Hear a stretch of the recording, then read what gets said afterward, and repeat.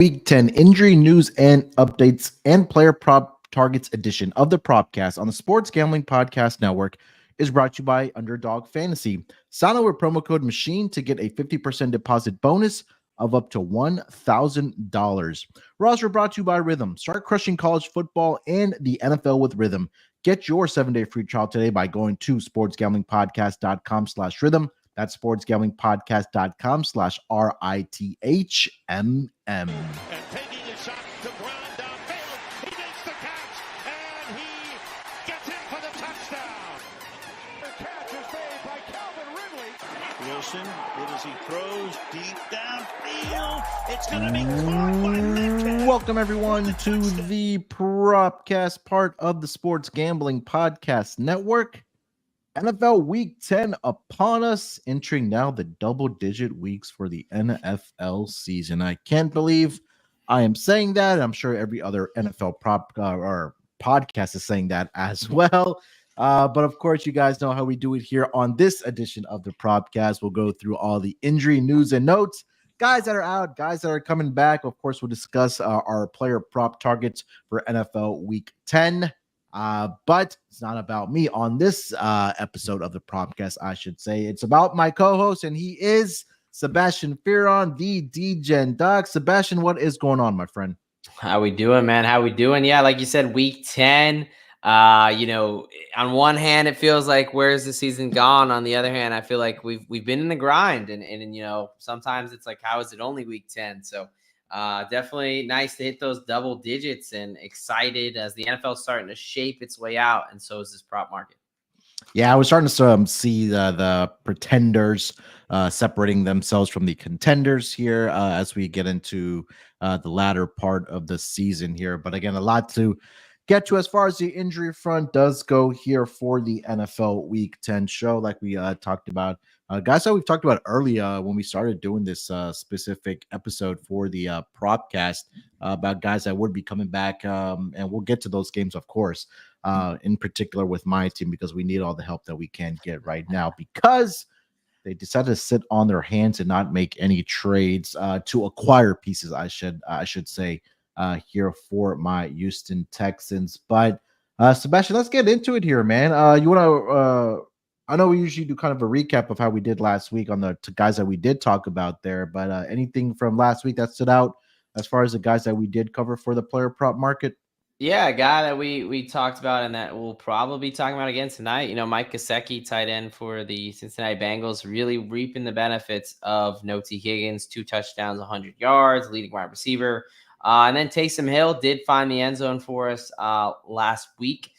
He's potentially got another nice lineup there.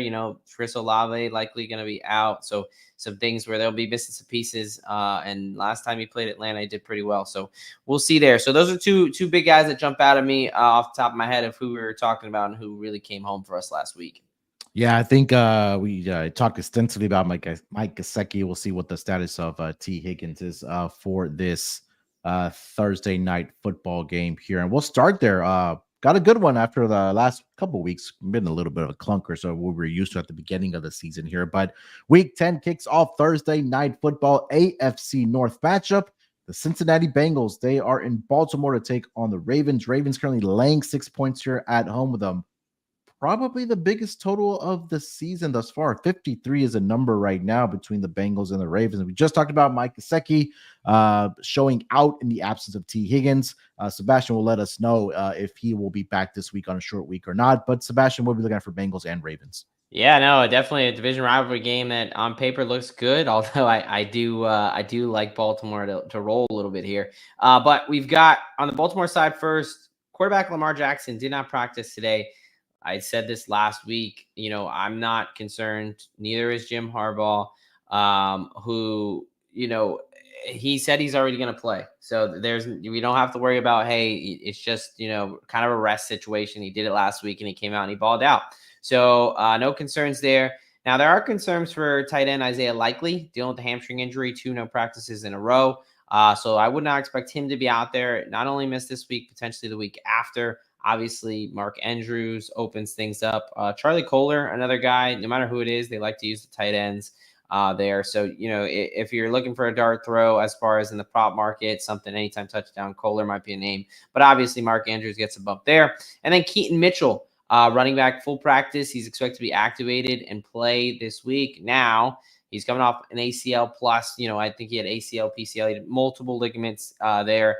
Not somebody, really anybody coming off that. I'll go ahead and back them right away. I think this actually, if anything, lowers the numbers on Derrick Henry and Justice Hill, gives you an opportunity to get in on those guys, because I'm not expecting a whole lot from Keaton Mitchell really for the next couple weeks. Similar to Nick Chubb and all those guys coming back from big injuries there. In the trade market, they did trade for cornerback Tre'Davious White. In the past, asked me 3 years ago, I think this would be a splash trade. He's a guy who hasn't even starting for the Los Angeles Rams and really got passed up the depth chart, coming off an Achilles and an ACL tear in back-to-back years. So we'll see if a little bit of a new environment can get a breath of fresh air for a pass defense that's not been very good. On the Bengals side, we've got the guys who are definitely out. Eric All, ACL, out for the season. Their backup tight end there. Zach Moss, running back. He's dealing with a neck injury, and I think I've talked about this. I know I've talked about it on my show and talked about it in the past, but these neck injuries, they're very, they can be very touch and go, especially when we start talking about structural issues. He's already likely out for the season. This is something I talked about not only the season, but his career. Chris Carson is a guy who comes to mind who recently had to medically retire due to a structural injury. Anytime there's kind of nerve damage to the neck, he had required a fusion. His mobility just wasn't going to be there. It's hard to then go ram your neck into 300-pound men. So concerns there for Zach Moss, obviously this season, but really career long there. Getting to guys who are likely going to play. Chase Brown looks like he was a full practice. He should be good to go. Picked up a bit of a rib injury. But T. Higgins, no practice again. 2 straight non-practices in a row. I talked about this last week, but he injured himself late 2 weeks ago, Friday. So he's really only on like 2 weeks of recovery here. So I'm not really too shocked. BJ Hill, their defensive tackle, who's actually stepped up well for them, especially in the run game. He's not practiced 2 days in a row with a rib injury. But Orlando Brown, offensive tackle, did get upgraded to a limited practice today. So there's some optimism there for Brown and obviously Chase Brown. So both Orlando and Chase Brown may be able to give it a go. Definitely Chase Brown. And then you get Khalil Herbert, who Zach Taylor said he might be able to play. He was collecting dust in Chicago. But, it looks like they may give him a chance. So it might not be totally the Chase Brown show. Yeah, I mean, a lot to get to here, obviously, in this game to kick it off here on Thursday Night Football. And you mentioned, especially on the Cincinnati Bengals side, I think we talked about Mike Gesicki last week. Looks like it might be a big week for him as well again. The Baltimore Ravens have been one of the teams that have been giving it up to the tight end position. Them and the Chiefs are the two teams that really stick out as far as giving up yardage to the tight end position. So this might be another Mike Gesicki week here for the Cincinnati Bengals here.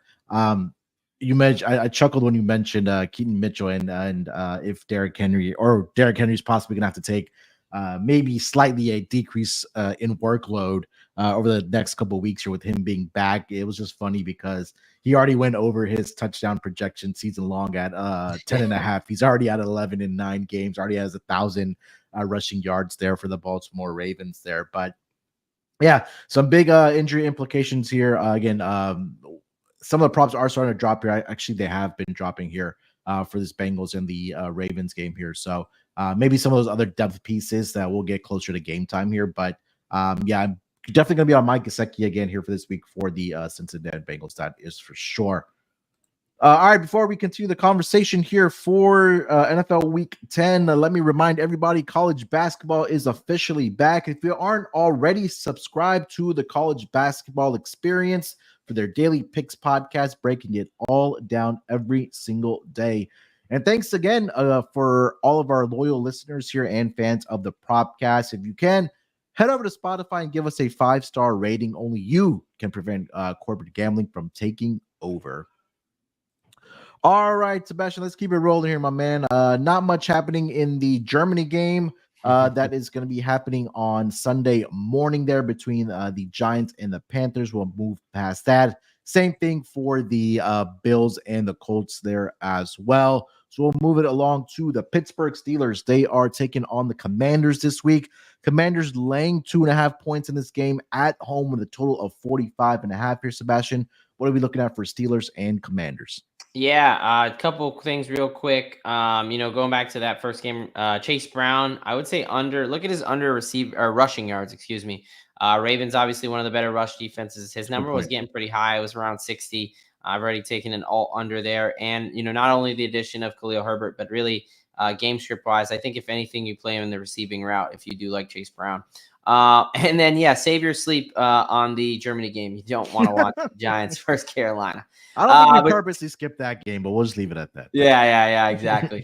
Getting over to the Pittsburgh versus Washington, which really should be a solid matchup. I think 100%. two teams squarely in playoff contention. Mike Tomlin off a bye going out against Jaden Daniels, who's looked like clearly the offensive rookie of the year.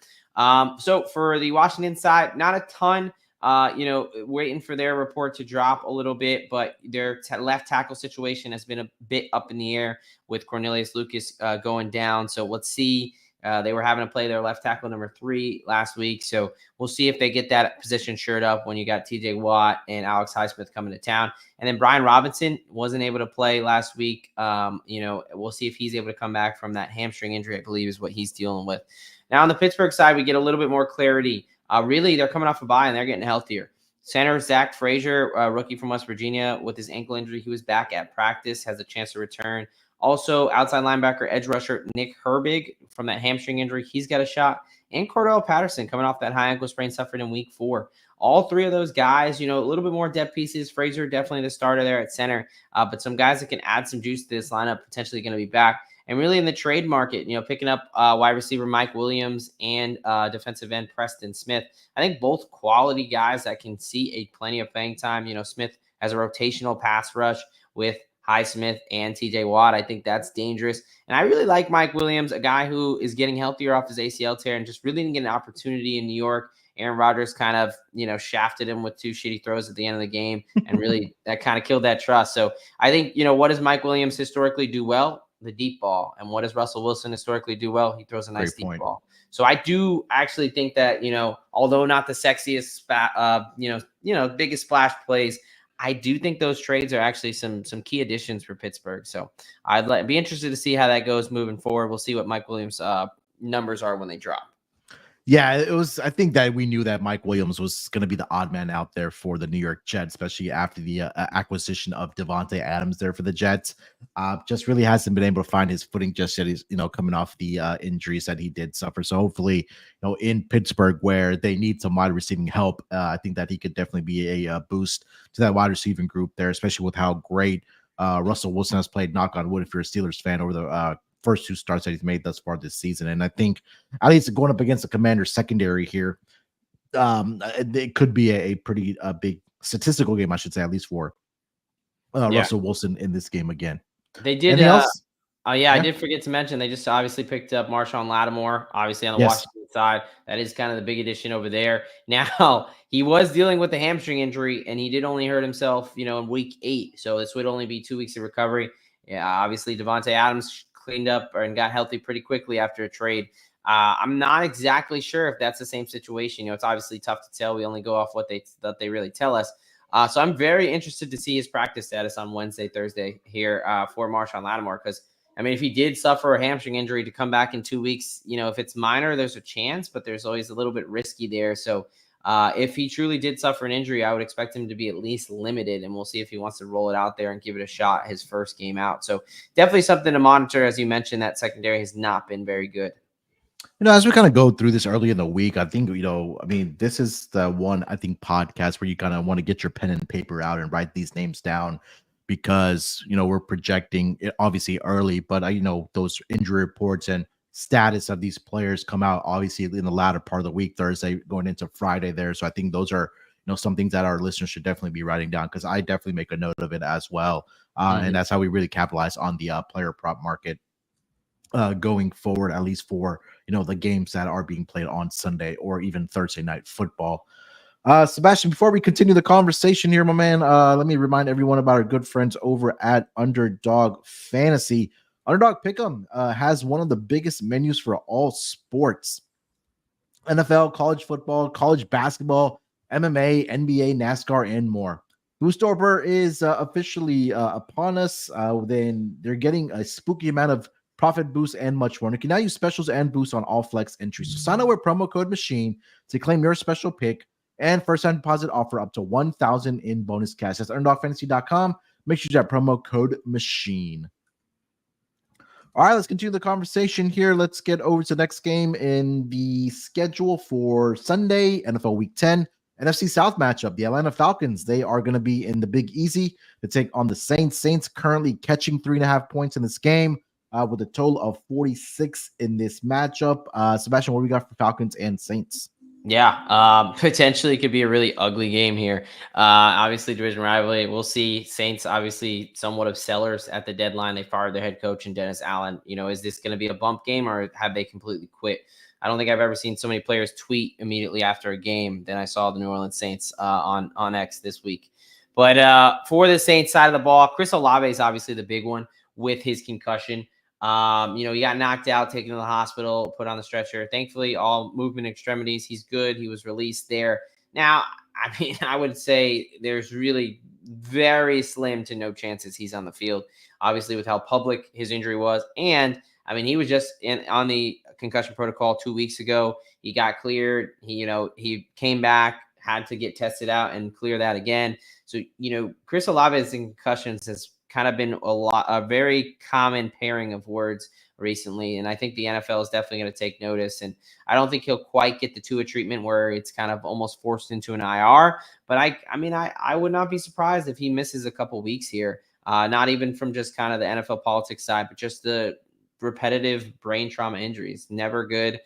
So it's a situation where this is a lost season for the Saints. I wouldn't mind him at all reevaluating what's going on. Now, obviously, he's on a couple of my fantasy lineups. It's not ideal, but from a human level and from a player level, I think I'd understand if Chris Olave does take a little bit of a break. So we'll see there. Nothing kind of definite. I know when he came back from his last concussion, he was asked about the Guardian caps, and he was pretty, adamant that he wasn't going to wear them. So we'll see how he goes there. And then we've got Drake London on the other side, dealing with a hip pointer. Hip pointer, I always think this is funny. Basically, it's like a bruise to your hip bone. You just land really hard on your hip. So that's pretty much what it is. It's a pain tolerance thing. So it really just depends on how it develops, how the swelling goes down, if he's able to play. He's definitely got a shot. If he doesn't play this week, I think he would definitely play next week, typically a 1 to 2 week injury. And then star defensive tackle Grady Jarrett, dealing with an Achilles strain, ruled out, concerning, not something you want to see, especially from one of your better players who was coming off a major injury, which I'd have to check, but I can't remember if it was an ACL or Achilles tear that he was coming off of already coming into the season. So either way, a bit concerning there for Grady Jarrett. It was an ACL tear, so okay, at least it wasn't Achilles. But still, either way, a bit concerning there for Jarrett. So a couple of big play guys, not a ton of injuries, but a couple of big names that could definitely be out this week. All right, let's keep it moving here. Let's get over to the Minnesota Vikings. They are going to be in Florida to take on the Jacksonville Jaguars. Vikings currently laying 4 points in this game on the road with a total of 47 here. Sebastian, what are we looking at for Vikings and Jags? Yeah, let's go ahead and pull that up. Yeah, really just one. And it's I don't talk about him a lot, but it's a kicker, right? Will Reichard on the IR with a quad injury. Most teams have been able to figure it out with the kicking situation, just something to monitor. He's actually, despite, not being so great last week on Sunday Night Football, he has been a pretty good kicker for them. So it's something to monitor. Obviously, if you have Reichard on your lineups, you want to put him in your IR. Well, probably don't want to waste an IR slot, but, want to drop him there. He's going to be out at least 4 weeks. Other than that, Brian Thomas is going to continue to get healthier. So is ETN, Gabe Davis, those guys over on the Jacksonville side. And in Minnesota, I think just something I want to highlight, they picked up left tackle Cam Robinson from the Jaguars too recently. That's kind of been a big deal because Christian Darrisaw was their best tackle. So we'll see how he matches in a bit of a revenge game, but not a ton there. Really, the Reichard news right now is the biggest thing. All right, let's keep it rolling here. Let's get over to the New England Patriots. They are in the Windy City to take on the Bears. Bears currently laying 6 points in this game with a total of 39 here. Sebastian, anything for Pats and Bears? Yeah, just a quick note on Drake May, who was obviously able to play only 1 week off his concussion, similar to a guy like Tyrone Tracy, who only cleared concussion protocol in 6 days. We talked about this at the top, when we first started doing this show. It seems like, in the beginning of the year, the NFL is very, very strict on no one's clearing this concussion protocol in a week. And then as we get further into the season, they kind of like relax on the reins a little bit. I can't, it's going to be a tough sell for you to tell me that all the concussion symptoms magically get better as we get further into the season. I don't think that's very likely. So I think the NFL just gets a little bit more lenient as we get closer to the playoffs.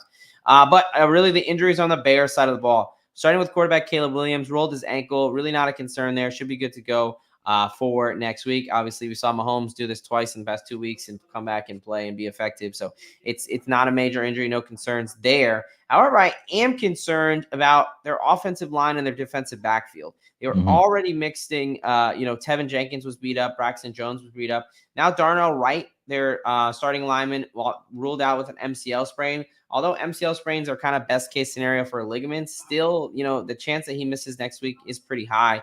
And then defensive backs Jalen Jones and Terrell Smith both ruled out, one with the shoulder and ankle injury. They were already down guys like Kyler Gordon, name's evading me, but they are Jaquan Brisker as well, was also some guys that they're already down. So, it's like those injuries within themselves, maybe not a huge deal, but those positions have been beat up these past couple of weeks. So definitely something to check there. New England's been scrappy with Drake May. So if you're missing potentially 4 defensive backs and 3 offensive linemen, I've been kind of someone who's faded the Bears the past couple of weeks, and I don't know if that's changing this week. Yeah, go figure. Last week, Drake May, we talked about the concussion protocol, that if he would clear or not. He, in fact, obviously did. Just comes out last week and runs for 95 yards on the ground for the New England Patriots there. So it doesn't seem like a huge concern there with Derek May. Let's keep it rolling here, Sebastian. We'll get over to I know we weren't going to really talk about this game, but there was a potential scare for Monday Night Football with Patrick Mahomes, but everything seems like everything is fine with him. You will be playing this game against the Broncos, but did anything, I guess when you watched that injury or Patrick Mahomes, when it did come out, was there any concern there? Yeah. I mean, first of all, this was, I was texting Kramer, he was texting me about it, and he was like asking, what my thoughts were. And I was like, dude, it was a weird mechanism of injury. I know people were talking about the knee and the hip, and that's why I didn't really immediately say anything, because I wasn't really sure. It really was just he took a hard, awkward step because he was thinking of running, and then he was trying to pull up. So when he took that hard step, essentially he just kind of re-rolled his ankle. There was a moment of instability, and it wasn't a classic like full roll. It was just kind of like it was already unstable and just kind of had a little bit of an unstable moment. And I tweeted out, but from the front view, you can see kind of where that shift in the ankle really is. Obviously not a huge deal. Once he was able to start walking, it's one of those things where we've all had it, whether it's an ankle sprain or you just kind of take a wrong step and you're just like, oof, that kind of doesn't feel good. And then you just kind of walk it out type deal. So yeah, no, not a lot of concerns. Obviously, when you sprain your ankle once and you don't have a ton of time to rehab and recover, yeah, you have a little bit more of a re-injury risk there. Right. So now that he's done it twice in 2 weeks, there is a bit of concern there. However, he's still Patrick Mahomes, and obviously if he was able to play on it right now, it wasn't a high ankle mechanism that I saw that I would be much more concerned about. Since it was more that low ankle, I'm not very concerned. All right. I just want to quickly mention, I think that would have been beneficial to the listeners here. I know, obviously, I think huge for Patrick Mahomes, but I thought definitely worth mentioning. All right, let's keep it rolling here. We've got the San Francisco 49ers. They're coming off their bye week. They are headed on the road to take on the Tampa Bay Buccaneers. Niners currently laying 5 points in this game with a total of 50.5, and potentially a big name returning here for the San Francisco 49ers here, Sebastian. Yeah. I mean, the biggest news, obviously, CMC, Christian McCaffrey, he's back. He's back at practice. I mean, I've been saying for the past several weeks, the week 10 after the bye week is the expected target date. Now, look, I'm not no genius or anything like that. I mean, it makes sense based on what they were trying to do and coming off the bye week. So that's what it looks like we're going to have. He's practicing, and I'm ready to go full go on McCaffrey. Now, the matchup, I mean, Kareem Hunt was able to get his against the Tampa Bay Buccaneers, typically a little bit more of a stout defense that gets the run than the pass. But I think definitely him coming out of the backfield. No Sebastian Dennis still for Tampa Bay. KJ Britt has been a liability in coverage. I know Levante David's been good, but you can't always mix him up on that that, and they're not going to one-on-one. So I think CMC out of the backfield is really going to – I think he's going to show us all like what we were missing with CMC. I know he's been collecting dust in my RI spot. I'm very excited to roll him out there with really full trust. Now, the conversation becomes, how long are we going to get Chris McCaffrey with his Achilles tendonitis thing? It's not really something I'm super concerned about during the game. It's kind of how does he handle the game load, the game reps, and how is it, after the game or leading up to the game. So once he's cleared and ready to go, I'm ready to go and have faith in him for those 2.5 hours that he's playing. It's the kind of load as far as moving on into the season where we get concerned. That is where, season-long stuff becomes a little bit more hairy. But the game itself, I do have a good amount of trust in CMC. And let's be honest, they've really kind of, I don't want to say babied it, but they've been very conservative in their approach with this. They could have rolled him out a lot sooner. They held him out for, 2.5 months. I think that it's time to unleash CMC there. Obviously, Tampa Bay side, still no Godwin, no Mike Evans, who's on the IR. They're still very beat up. They might be able to get Jalen McMillan back on that team, and they're scrappy. Baker's been playing well, but it's going to be another tough matchup. At least they're at home against a solid 49ers team. Now, what does this mean for Jordan Mason? I think we can pretty much throw him in the trash. I appreciated him as a nice waiver wire pickup. He definitely kind of steadied the waters a bit, but man, that shoulder injury he's been dealing with has just been really fucking annoying, to be frank. Yeah. He's coming in the games, coming out of the games, especially some games he's had some very solid matchups. Clearly it's still bothering him. 2 weeks isn't going to be something where it magically goes away. It seems like every time he gets hit in the shoulder, he goes out and he puts his helmet on, like teasing us the whole game, and never decides to come back. So, they liked Isaac Grendo. I don't think Jordan Mason's going to be playable unless CMC is ruled out of a game. That's pretty much, I think that the Jordan Mason train is pretty much done. Yeah, and that's exactly. I think I was looking at what you mentioned earlier about CMC was him catching passes out of the backfield, because he's been absolutely phenomenal, in particular against the Tampa Bay Buccaneers, coming out of the backfield. We'll be interested to see what the number is set out coming back for CMC in his first game this season, at least for the San Francisco 49ers. So we'll definitely keep an eye on that one for sure. All right, let's keep it rolling here. Let's get over to the Tennessee Titans. They are going to be in LA to take on the Chargers. Chargers are laying 7.5 points in this game with a total of 38. Here, Sebastian, what are we looking at for Titans and Chargers? Yeah, really just a couple for the Titans I wanted to mention. Safety Quandre Diggs, Liz Frank injury to either the ligament or the bones in the midfoot, requires season-ending surgery. He's going to be out for the season, as well as center Lloyd Cushenberry out with an Achilles tear. He's done for the year too. So really just, these were some key starters to this team, two of their better players on a pretty bad team. Prop market, it might be tough, but obviously advantage Chargers, there was advantage Chargers already, but now you got two kind of key pieces, one on offense, one on defense, is going to be out for a bad Titans team. So this is just going to be trouble. Offensive line, look for, if you want to play some Chargers sacks and things like that nature, that might be fun. Or, with the safety, I know they've been good against the pass, but obviously with Diggs has been a part of that. So if you want to play something like a Quentin Johnson or something like that, I could see that. Yeah, I was just going to mention, if your book does offer like team sack props, I think the Chargers over on their sack props here would be a good look in this game between the Titans and the Chargers. We'll move it along here to a NFC East matchup, or lack thereof. The Philadelphia Eagles, they are in Dallas to take on the Cowboys. Eagles laying 7 points here on the road with a total of 42. And we did get some news early this week about quarterback Dak Prescott for the Cowboys here, Sebastian. Yeah, let's just take a moment to say both these teams suck. I hope it ends in a tie or anything like that. But no, Dak Prescott, Dakota Rain, hamstring injury, initially thought to be minor. Now, more of that moderate grade 2 type. He's likely going to end up on the IR tomorrow, which I'm not too shocked. Grade 2 is that 4 to 6 week window where it kind of makes sense to put the guy on the IR. Just give them time to fully recover. Don't kind of hang that carrot in their head, because the high re-injury rates come from guys trying to rush back. So if you put them on the IR, you kind of take that out of the equation a little bit, like they did with Nico Collins and some other players there. So would not be surprised if he's on the IR, which means we get 4+ weeks of Cooper Kupp. Yay, us as the viewing audience. Micah Parsons looks like he'll be back from his high ankle sprain. I'm almost shocked that not completely shocked, but I'm surprised it took him this long to get back on the field.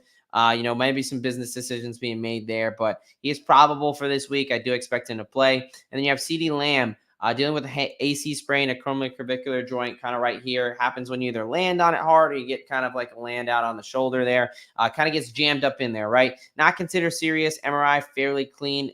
Kind of a similar pain tolerance situation, different body part, but similar to Drake London, where it's kind of if he can play through the pain. Most guys get an injection and are able to play through it. It's a big game, so I would expect him to suit up. I mean, this is pretty much Dallas' season on the line. I know they don't have Dak Prescott, but I mean, Cooper Kush was able to steady the waters back in 2022, or excuse me, Cooper Rush.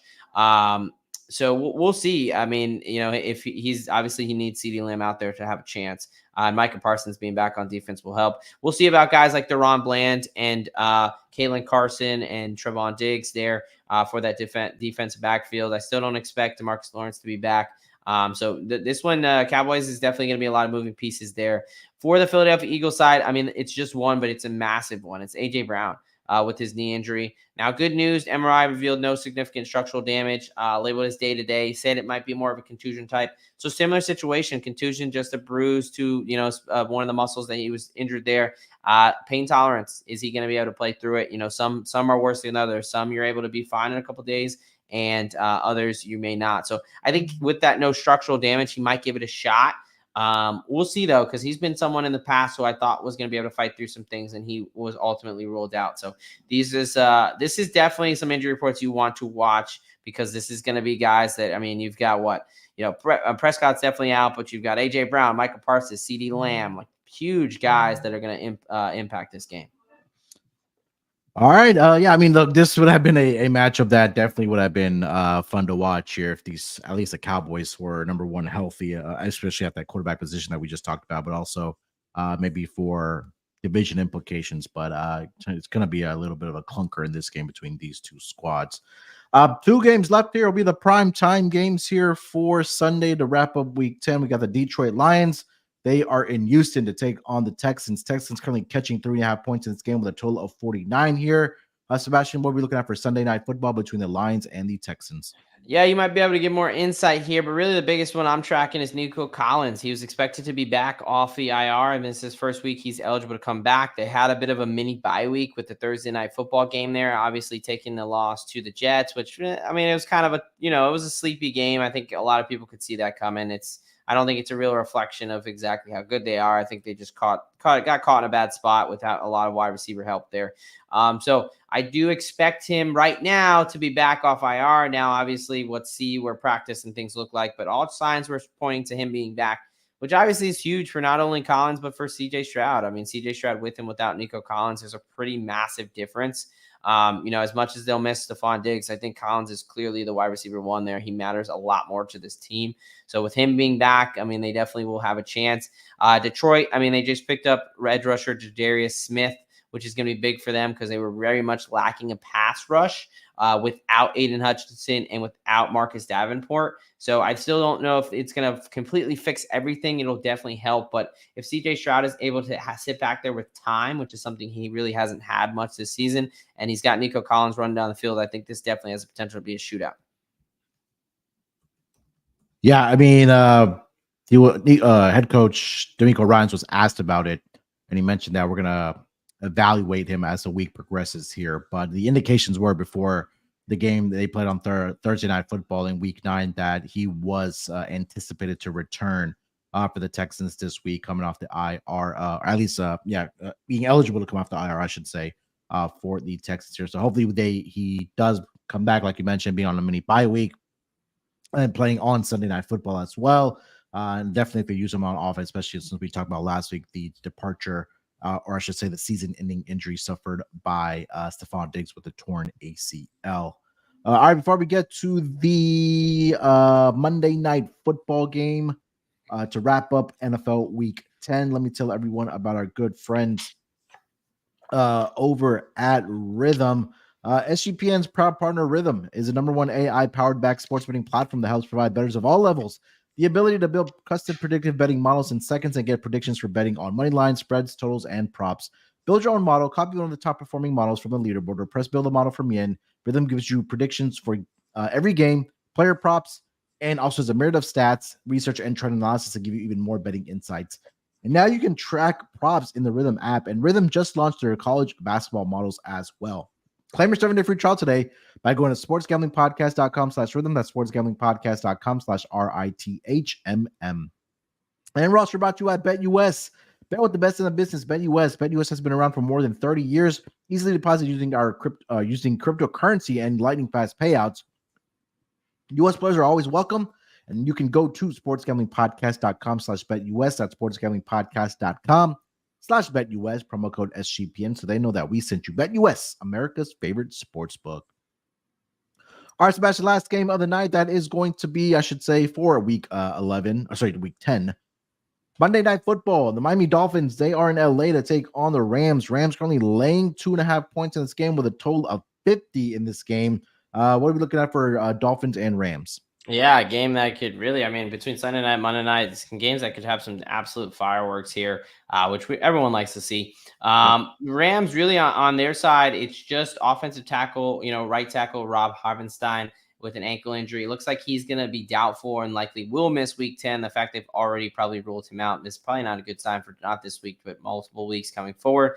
Now, the good news is they just activated swing tackle Joe Newtboom off the IR. So, kind of -1+1 there. Obviously, Havenstein is the starter for a reason, but Newtboom is a solid swing tackle, someone who has plenty of experience. So, and Miami's pass rush with Jalen Phillips being out, still no Bradley Chubb, and really no mention of him returning at this point. Definitely a situation where if Stafford has time, as long as Puka Nacua doesn't go throwing any more punches. I know the Miami Dolphins have been a decent secondary, but I think it's just because everyone's been able to run all over them. Is really, I think as we've seen Kyler Murray and Josh Allen have some success there, I don't think it's as much as they've been a dominating unit, more so as people can just run all over them. So, and they're already in the lead. So why throw on them, especially when Tua was out? They didn't really need to put up many points. So, you see a lot of really good statistics for this Miami pass defense. And we're kind of quickly finding out it's not really the case that there's some elite unit.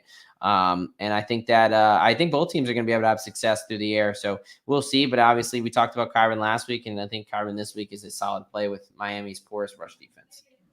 Yeah, if their season wasn't already over, but a loss for Miami, he would pretty much put the nail in the coffin for their seats as they currently sit 2-6 on the season. Obviously with Tua was out in the front half of the year.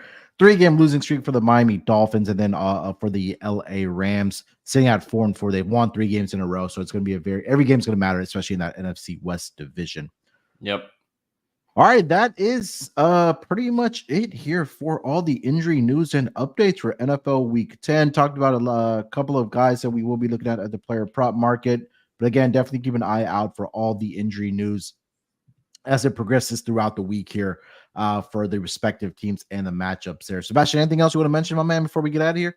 No, just as my man Munaf was saying, make sure you take out those pencils and pens and write some things down, because as soon as those props drop and you agree or you like something, take it. It's not going to get better. I promise you those prices are only going to go down.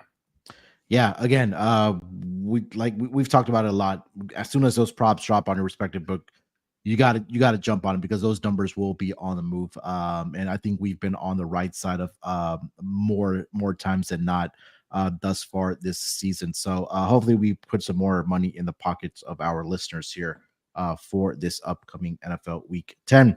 Make sure you guys check out Sebastian over on the Twitter machine at the DJ and Doc. You can follow me there as well at SportsNerd824.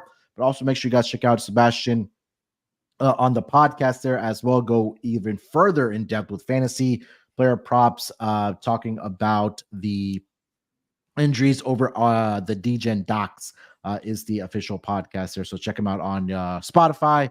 You can check them out on YouTube as well. But again, give them a subscription or subscribe to them as well. But we'll be back next week for NFL Week 11, talking about some more injuries that do transpire, guys that are maybe will be out, or maybe guys that are even coming back. We'll talk about some of the guys that we did see, in particular CMC, and how they look after their first game of the regular season.